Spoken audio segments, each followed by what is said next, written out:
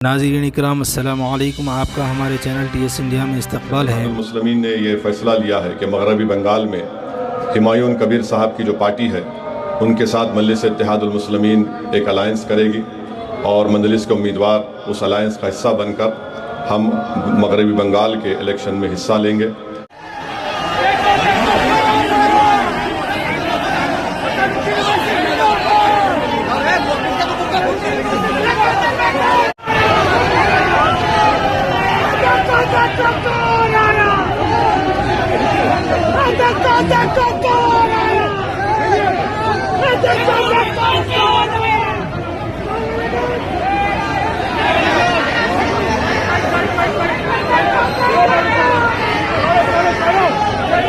آپ تمام کا شکریہ کہ آپ صبح میں اپنا قیمتی وقت نکال کر یہاں پر آئے۔ جیسا کہ آپ جانتے ہیں کہ ہماری پارٹی AIM ویسٹ بنگال کے اس اسمبلی الیکشن میں ہم ہمارے بھائی جناب ہمایون کبیر صاحب کے ساتھ الائنس میں لڑ رہے ہیں، اور ہماری پوری کوشش ہوگی کہ الائنس کامیاب ہو، اور ساتھ ہی ساتھ یہ بھی میں آپ کو بتانا چاہ رہا ہوں کہ سیٹس کتنے ہم لڑیں گے وہ بھی طے ہو چکا ہے۔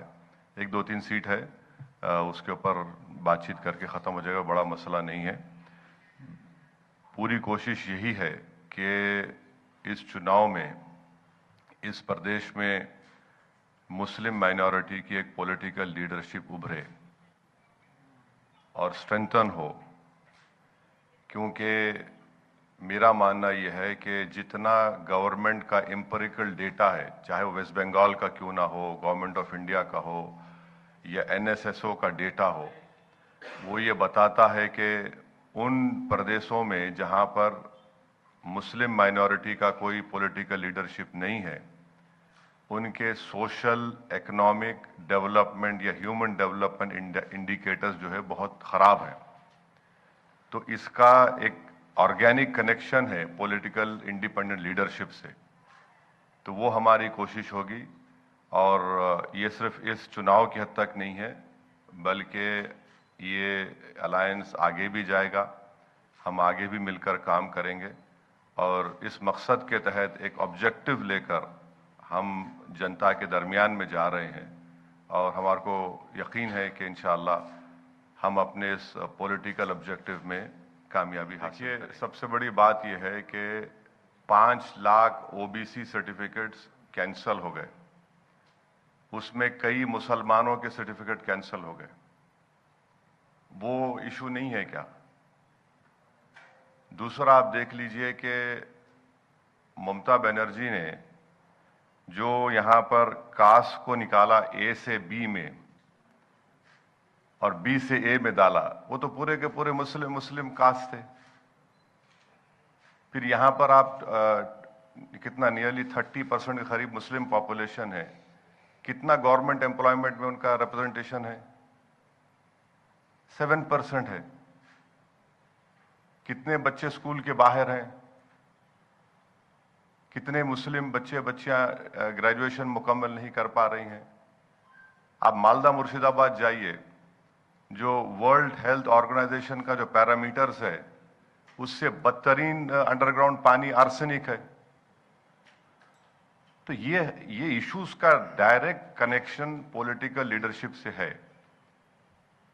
اور پھر اتنے سالوں سے یہاں کی جنتا نے TMC کو ووٹ دیا، آپ نے ووٹ لیا ہمارا اور نیتا آپ بن گئے، لیڈرشپ آپ کے ہاتھ میں ہے، مگر آپ نے زمین پر کیا کیا؟ زمین پر آپ نے کیا کیا؟ عید کی نماز کے دن آ کے دعا کرنا۔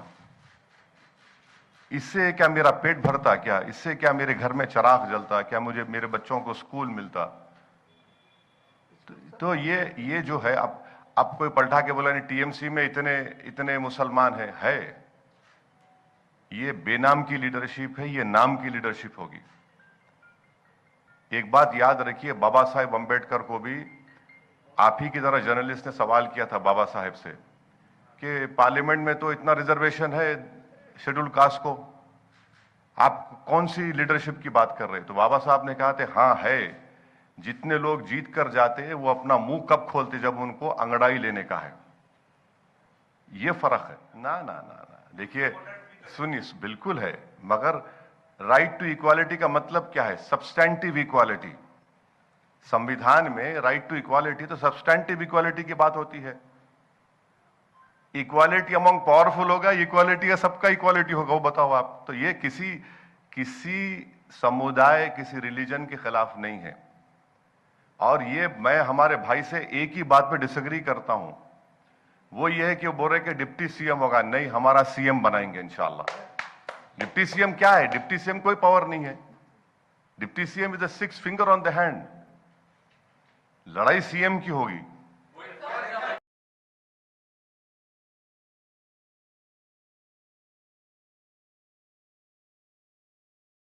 इंशाल्लाह मज़ीद अपडेट के साथ आप